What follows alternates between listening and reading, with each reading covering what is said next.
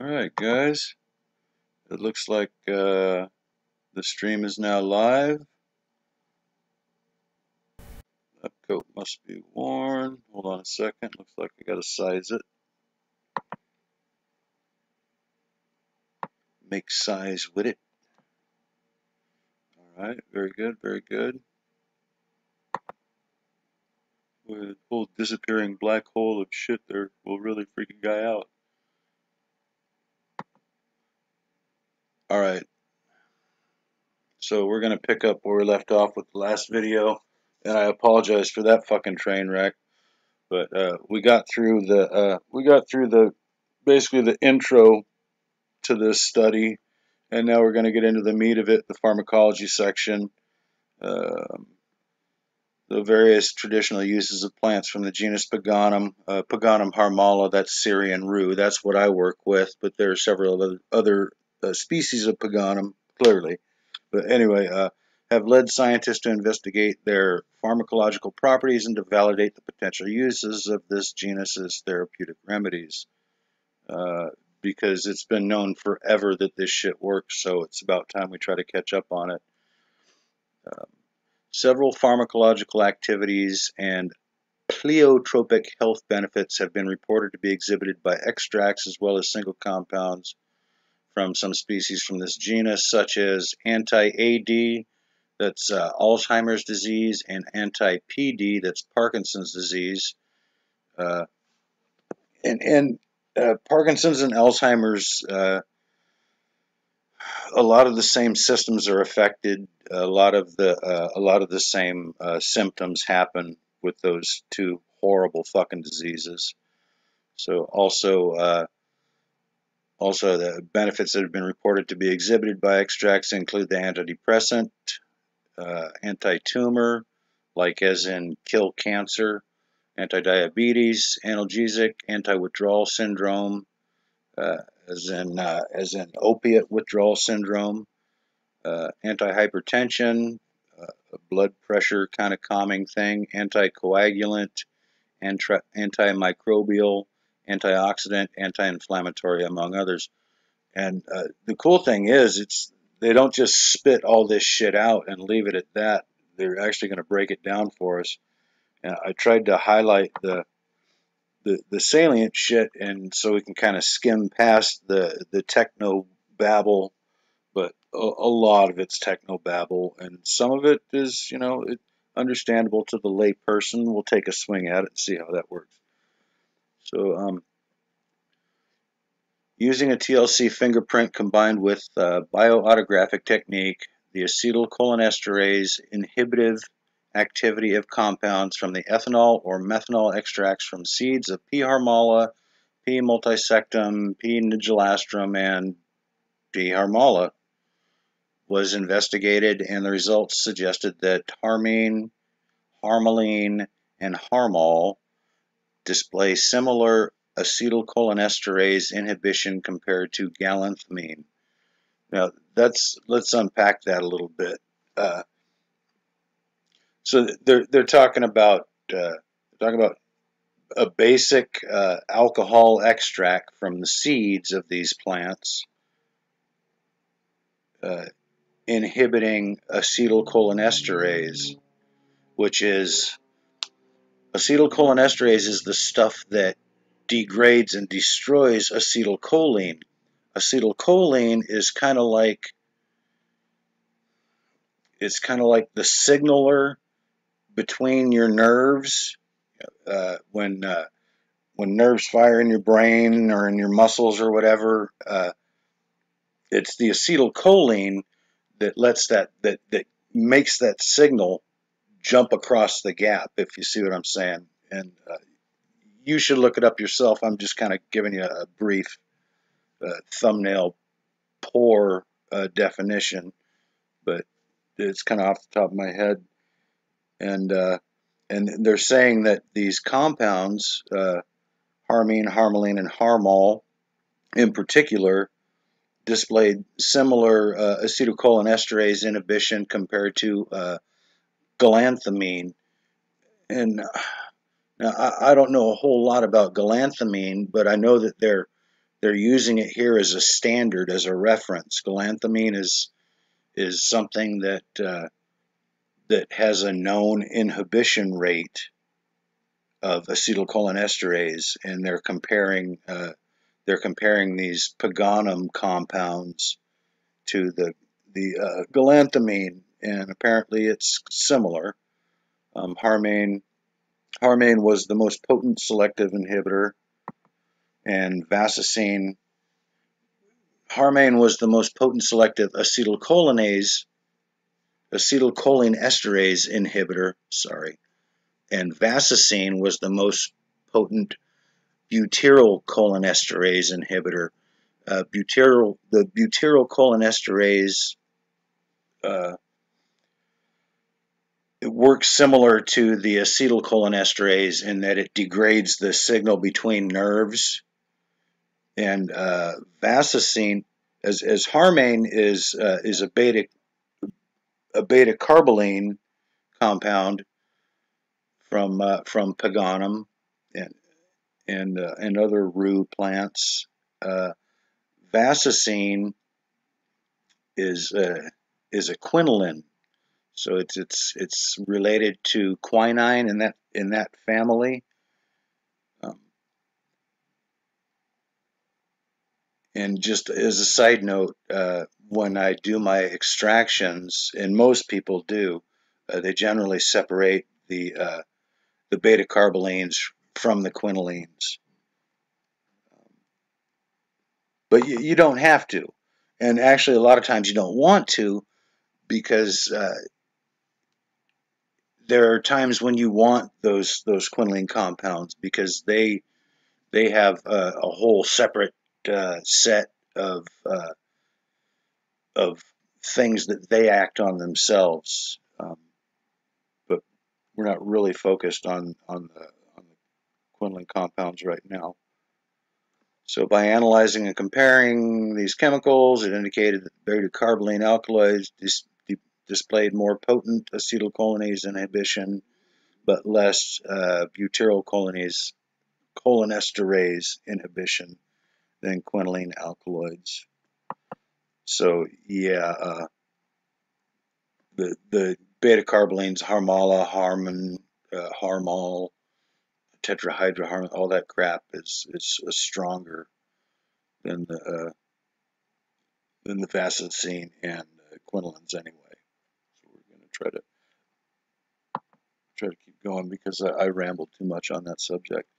It's been reported that the trace compound, which is isolated from the seeds of Peganum harmala, 2-aldehyde tetrahydroharmine, has a potential inhibitive effect on both ACHE and BCHE. I'm not going to try to say the whole fucking word anymore. So they're just breaking down more the effectiveness, kind of nitpicking at the details of the effectiveness of this stuff at inhibiting these things that fuck up your acetylcholine function. Harmine 20 milligrams to the kilogram. So that's the ratio that they administered the stuff. Harmine at 20 milligrams per kilogram was administered by oral gavage for 2 weeks, could effectively enhance the spatial cognition. Oh, Jesus, this fucking Chinese syntax is fucking with my head. Harmine, 20 milligrams per kilogram, administered by oral gavage for 2 weeks, could effectively enhance the spatial cognition of C57BL/6 mice impaired by intraperitoneal injection of scopolamine at 1 milligram per kilogram. So basically, what they're saying is they juiced up these mice with scopolamine, which is a dissociative, which really fucking makes you forget how to spell and what your name is and stuff like that.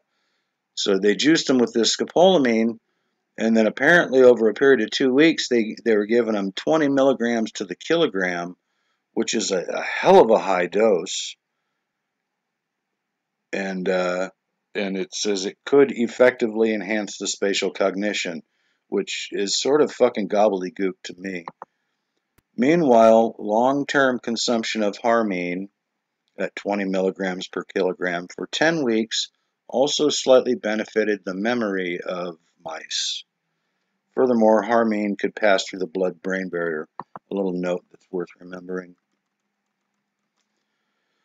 Okay, molecular docking assay disclosed that harmine molecule could directly dock into the catalytic activity site of acetylcholinesterase, or ACHE, which was partly confirmed by its in vitro inhibitory activity on ACHE. So what they're saying is this molecule locks directly onto the receptors that and the functional groups that acetylcholinesterase normally kind of presides at and fucks with. And they apparently confirmed this in living models and in a test tube, so to speak. And the upshot of that is that harmine could ameliorate impaired memory by enhancement of cholinergic neurotransmission via inhibiting the activity of acetylcholinesterase. And this all goes to the treatment of Alzheimer's disease. And I'm really hoping to see more and better studies on this. I'm not taking anything away from these Chinese fellas or anything, but I don't think, this particular study, I don't even think has been published yet. I think it's still out for peer review. So generally speaking, the potent inhibition of ACHE and BCHE suggests that these alkaloids may be used as potential candidates for treatment of Alzheimer's disease. Well, fuck yeah. Treat Alzheimer's, fuck yeah. So monoamine oxidase, inhibitory activity, and antidepressant effect. One of the main functions of beta-carbolines is MAO inhibition, specifically MAOA inhibition. And that's sort of where the tie-in is with ayahuasca and DMT and all things hallucinatory and woo-woo. Because what the Harmala alkaloids actually do is they allow they stop the monoamine oxidase from basically eating up all the DMT before it can get to your brain. So that's a lot of people, not a lot, but some people have messaged me and in the comments of some of my videos mentioned that, why don't I talk about the connection with DMT more? Well, because I don't know. I'm trying not to attract too much attention, really. And I'm sure I'll get into it later at a later date. But I'm still real fucking gun shy because my channel. I don't know how I still have my channel. Last year I had 3 strikes on the fucker, but they didn't take it down. So knock on wood. Anyway, so let's go over the antidepressant effects of beta-carbolines. Beta-carbolines present in Peganum harmala could strongly inhibit MAO enzyme that is the main factor in degradation and reuptake of monoamines like serotonin and norepinephrine. Sorry. And they're just talking about the extracts that they used, what they used to extract. Inhibition of MAOA by seed extracts was quantitatively attributed to harmaline and harmine, whereas inhibition by root extracts came from harmine with no additional interferences. That's fairly interesting.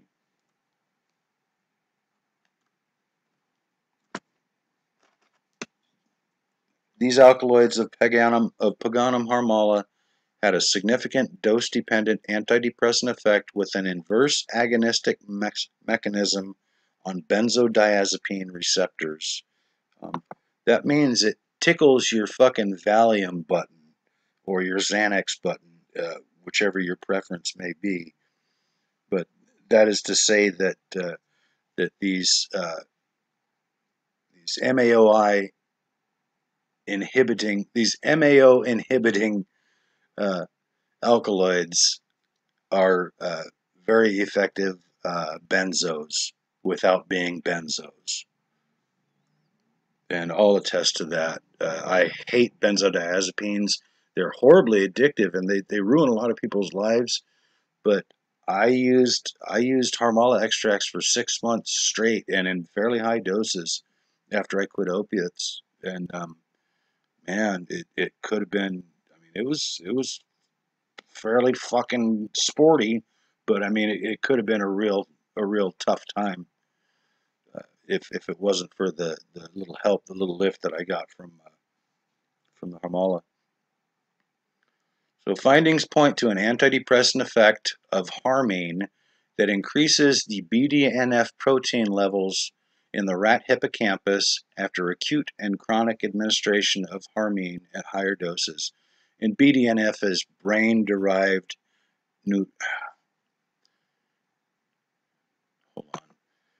brain-derived nootropic, yes, brain-derived neurotrophic factor, BDNF. Thank you. Sometimes referred to as nootropic factor, but I believe they're two different things. Anyway, interestingly, treatment with harmine could reverse anhedonia,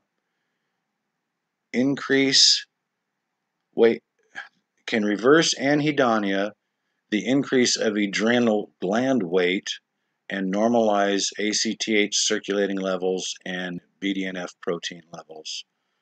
And just for shiggles here, let's take a look at what anhedonia is. Anhedonia refers to a diverse array of deficits in hedonic function, including reduced motivation or ability to experience pleasure. So anhedonia is lack of motivation. Yeah, that's another huge part of the post-acute withdrawal syndrome that I had the displeasure of dealing with. Okay, the next section is section 5.3, DNA topoisomerase inhibitory activity and anti-tumor effect. That's a long roundabout way of saying anti-cancer effectiveness. So I'm going to probably cut this video off here and go ahead and scan this section. Maybe scan 2 or 3 more sections and highlight the salient shit, and then I'll put that on video and see how we go from there. But I'm glad if anyone is still with me on this. I'm really glad you are, because there's a lot of information here, and I don't want to overload anyone. But I also want to get as much understanding out of it as I can for myself, and meanwhile, while doing so, might as well have you guys along for the ride. And if nothing else, you're finding shit to research on your own. For God's sake, don't take my word for anything. But anyway, I'm going to can this, and I'll catch you guys later.